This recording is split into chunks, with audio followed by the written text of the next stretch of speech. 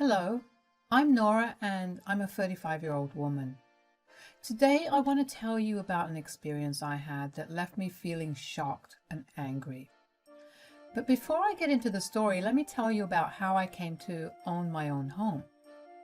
When I was in my early 20s, right after I graduated college, my parents got into a horrific car crash. My mom passed away on impact while my dad was rushed to hospital where he was alive for about a month. Somewhere in that month, my dad gained consciousness and asked for a lawyer. He wrote up his will, and in the will, he stated that I would get the house as soon as I got married. I didn't debate anything. I was too distraught to care about what I would get in case my dad left me. I just wanted him alive. I hadn't ever imagined my parents leaving me this young. I remember that when my dad gained consciousness, I was so happy. I thought he would definitely live. But shortly after writing his will, he suffered a cardiac arrest and was gone. I was inconsolable. Relatives from all over flew in to attend the funeral and offer me support. My parents had left me a good amount of money, and that, along with the money I was earning from my job, allowed me to rent a pretty cozy apartment. I wasn't really crazy about the idea of marriage, and I didn't think that I wanted my parents' house that bad yet. I didn't want to live in constant memory of their absence, so I didn't pursue a relationship for a very long time. I think it was in my late 20s that I happened to meet my husband, Sal. Sal and I lived in the same apartment complex. He had just moved in and I happened to run into him in the lobby. He was struggling to carry his bags and I helped him out. We got to talking after that, and talking eventually turned into going on dates. Living in the same complex made staying over at each other's place even easier. Since we were both older and knew what we were looking for, I guess we just knew that we were forever. About a year into dating, Sal asked me to marry him. Since we were already engaged, I realized I hadn't met Sal's parents at all. I knew that I would have loved to take Sal to meet my parents if I had the chance to, so I asked him about it. Sal was more than ready to introduce me to his parents. Although he did warn me that his parents were very traditional and conservative, I didn't mind. I just wanted to be fully involved in Sal's life. The day I met Sal's parents, I actually understood what Sal meant when he described his parents. His mother was silent and never made eye contact with anyone, while his dad literally commanded the room. Whatever his father wanted, his mother ran to give it to him. I found it odd, but I just figured whatever worked for them. Then Sal's dad, Jeff, asked what arrangement we planned to pursue after marriage. "So, how do you guys plan on working after marriage?" "What do you mean?" "As in, will you keep working or will you become a housewife?" We were discussing me becoming a stay-at-home wife because Sal makes way more than I do." "Good. That's how it should be. Women shouldn't even be allowed to work. Their role is to be at home and make sure everything is perfect for their hard-working husbands." "Dad!" "Excuse me? But I think that's a very outdated view. Women are allowed to do whatever we want because we have proven over and over again how competent we are. So gender shouldn't have to be a factor that determines our worth." "Say what you want. Women belong in the kitchen and that's it. I'm sure Sal will put you in your place eventually." I chose not to say anything because I didn't want to cause any drama right before Sal and I got married. But I was wildly uncomfortable. I didn't participate much in conversation after that. I felt bad for Sal's mother. Poor thing was worked to the bone, and I don't think she ever received a word of thanks in her entire life. Sal saw how uncomfortable I was and made an excuse to leave immediately. He told his dad that we had to move into our new place the next day, so we had to get as much sleep as we could. I awkwardly bid goodbye to them and was relieved when we were out of their presence. Of course, Sal was apologetic for his dad's behavior, but honestly, I was just glad that Sal was nothing like him. Sal told me that he watched his mother suffer and promised himself that he would never treat his wife that way. The next time I saw Sal's parents was at our wedding. I made as little contact with them as possible, although I heard from some guests later that Sal's dad had a lot of problems with the dress I was wearing because it was too revealing and not very wifely. Again, I didn't want to ruin family relations that early into the relationship, so I didn't say anything, nor did I let Sal say anything. The next 2 years were amazing. I got to create a lot more happy memories in the house I grew up in. It felt like I was at peace with everything that happened, and I was accepting my reality a lot better. And then one night, Jeff called us to tell us that Sal's mother had passed away suddenly in her sleep. He didn't want an autopsy done, so we just went over for the funeral. Sal was inconsolable, but I was there with him throughout. At the wake, Jeff asked us if we would be willing to let him stay with us for a month because he wasn't ready to go back to an empty house. Sal and I excused ourselves to talk over it. Okay, if I'm being completely honest, I don't know if it's a smart idea to let my dad into our house for so long. Sal, your mom died and your dad is struggling. A month isn't that long. I know, it's just, you know how he is. I don't want him to say or do something that will hurt you. You're my first priority. Oh, I doubt he'll do anything like that. Please, my mom probably passed away because she was tired of living with him. I know you're grieving, but that's a really rude thing to say. Maybe your dad will learn how lucky he had been with your mom and he'll change. I don't know. It's just a month, okay? It'll be over before you know it. Fine, but I'll be at work most of the time. So if he does or says something hurtful, I give you full permission to do or say whatever you want, okay? Got it. Letting Jeff move in was more than a big mistake. The evil stepmother from Cinderella had nothing on Jeff. He was demanding and controlling. He would have me clean everything twice a day. If I didn't do it, I would have to hear him yell and grumble all day long. Sal and I usually trade off cooking during the week. We alternate it, mostly because we both have very different tastes in food, and we like to introduce each other to new tastes. Well, Jeff didn't like that. He demanded that I make the food because I was the wife and I lived under Sal's roof. I don't think he knew that the house was mine, but I wasn't about to break the news to him when he was already going through a tough time. I had a feeling that it would break him. If Sal made the food, he would not eat. If he wasn't grieving the loss of his wife, I would never have accommodated him. Sometimes I would even surprise me while I did the work he forced me to do. During those times, he would compare me to his wife and how his son deserved someone as submissive as her. One time I made the mistake of rolling my eyes at him while he recounted a story about how his wife had made food for him as soon as she had come home from giving birth to Sal. Needless to say, Jeff lashed out at me really hard. Sal told me over and over again to talk back. Whenever Jeff did or say anything while Sal was around, Sal would immediately put his dad back in his place. Jeff didn't like that.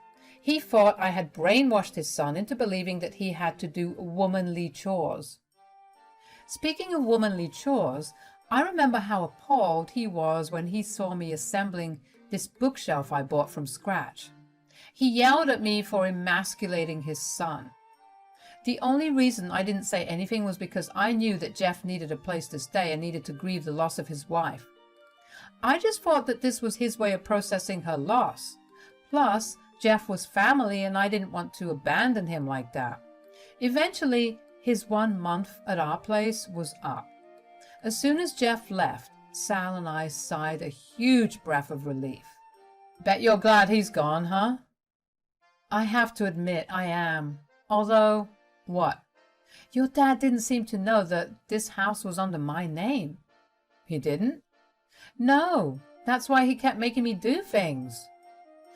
I thought it was because you were a woman.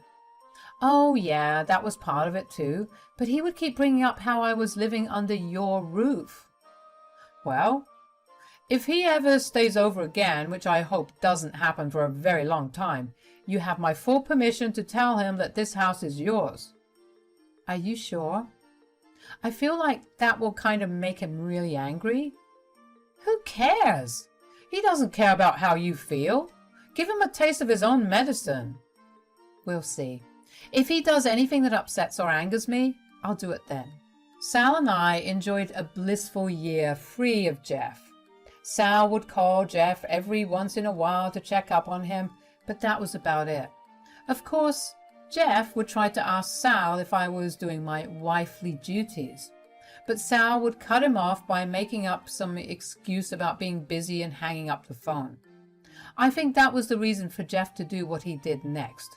He must have thought I wasn't doing my work or something and decided to take matters into his own hands. One night, Jeff wasn't feeling too good, so he drove himself to the hospital. Jeff had struggled for years with joint pain but refused to see a doctor about it. Anyway, that night, his pain was too much for him to bear and he went to the doctor. He was diagnosed with rheumatoid arthritis. He was prescribed this treatment and was asked to be with someone to help him out. So Jeff reached out to Sal and told him to house him for the next few months until the treatment was done. Let me be a little clear. Jeff didn't ask Sal if he could stay with us. No, he told Sal that he had to house him. Sal was peeved about it, but I convinced him to let his dad stay with us. Sal wasn't very enthusiastic about it, but I reminded him that his dad was struggling, so it was the least he could do. By the next week, we were once again housing Jeff. He arrived at our place in the morning and he barely looked my way. I was the one that opened the door for him and he just walked right by. I tried to pick his bags up, but he just growled at me and asked Sal to pick his bags up. We were annoyed, but this was going to be our life for the next few months, so we had to put up with it. Well, unsurprisingly, Jeff went right back up to his routine from a year ago. He demanded I clean everything and yelled at me for not preparing the house for his arrival. He had Sal take him to the hospital to get his treatment and demanded that the house be cleaned and food be made by the time he came back. Sal was not taking any of his crap, so after they left, Sal texted me and told me to go out and enjoy myself. He told me that we'd order takeout and his dad would just deal with it. I was happy. I didn't mind. I thought, what would Jeff even do if I didn't do what he asked? Yell? Ha! Like I haven't heard enough. Well, I was kind of wrong. I checked in on some of my friends and asked if any of them were free to grab some lunch.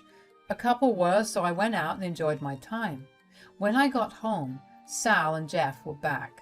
Sal greeted me with a hug and a kiss. He asked me how my day was and happily listened to me. Jeff, on the other hand, looked furious, but surprisingly, he said nothing. I had to admit I did find that very suspicious, but I let it go because I was happy to not have to listen to him yell at me.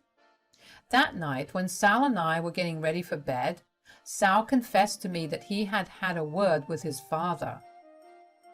I have to say I'm surprised that Jeff didn't say anything about me not doing his work today. Oh yeah, I spoke to him about it. What did you say? I just told him to watch his mouth or he'd get thrown out of the house. Sal, that's so rude. That's what he said too, but I also told him to be grateful that we're housing him and that it wouldn't kill him to be nicer to you. I can't believe that he actually listened to you. I know, right? Even I couldn't believe it. Well, if this lasts, we'll be able to live in peace. Oh yeah, I hope it does. I had naively thought Jeff had seen the error in his ways. I was actually really happy about it. I was hoping that Jeff and I would be able to build a better relationship now, but that obviously wasn't about to happen. The next morning, Sal and I headed out to do a little grocery shopping. When we returned, we were greeted by Jeff surrounded by my suitcases. Jeff, why do you have my suitcases? How did you even get them? Oh, they were under your bed and I just packed them for you. Excuse me? Son, I've been trying to tell you this for the longest time. You deserve someone better than this lazy woman who's just bumming off of you. She's not bumming off of me. What makes you think she's doing that? Oh, please. She never does any work around the house. She chooses to do all the masculine work instead of cooking you dinner. You have to eat food from out or cook it yourself to not starve. That's not how a good wife works. But I do cook and clean. I just don't do it as frequently as you'd like me to. Besides, Sal isn't a baby. Cooking food every once in a while isn't going to kill him. Son, do you see how she talks to your father? This is why I want you out of my son's house. What makes you think this is your son's house? Of course it is. He's the one that's working his butt off while you sit at home and look pretty. Oh, I agree he works hard, but he does not own this house. I do. Ha, you're lying. You'll really do anything to throw my son under the bus. I'm not lying. Ask Sal yourself. Son, she's not lying. She's had this house before we were even in a relationship. What? Oh, I'm so sorry, Nora. Save it, Jeff. Anyway, we waited those 2 weeks so that the effects of the treatments would kick in. Jeff barely experienced any pain and was actually looking a lot better. So one day, when he approached me to apologize, I finally spoke to him. Nora, please, just hear me out. I'm giving you 2 minutes. Thank you. I just wanted to apologize for the way I behaved. I didn't know that this house was under my name. And if it wasn't, you would never have apologized and you would have actually tried to kick me out of the house, right? Nora, please, I made a mistake. No, Jeff, I made a mistake. I made a mistake of letting you in my home again after the last time and thinking that you would have changed. So I've made a decision. Please don't kick me out. I won't kick you out under one condition. Is this really how you treat family? You set conditions for them to live with you? I don't think you get to lecture me about how to treat family, Jeff. My only condition is that you have to be the one that cleans up the common areas, so that's the kitchen, the dining room, and the living room. For every day that you don't, you have to pay me a day's worth of rent. That's outrageous! You can't expect me to do all that when I'm suffering. If your wife could do it right after giving birth, so can you. You either do it or you get out. Where's my son? I'm sure he'll be against this. Oh no, he's fully on board with this, so good luck. I left Jeff standing there and didn't interact with him again for a while. From what Sal told me, Jeff tried to talk to him about it, but Sal just told him that it was my house and my rules. Ha! It was Jeff's ideology thrown right back at him. Anyways, Jeff reached out to various other family members to complain about how we were abusing him. A lot of them reached out to us and called us a lot of names, but we stood our ground and told them the full story. We also told them that if they truly felt that passionate about Jeff, they could be the ones to look after him. Some of them apologized and gave Jeff a good lashing out for yelling, while others just left me on read. Either way, I was left with peace again. Jeff tried to stick to the plan, but couldn't because of how tiring it was. I asked him if he understood just what he was expecting of me. He scowled at me and told me that since I'm a woman, my body was made to handle these kinds of work.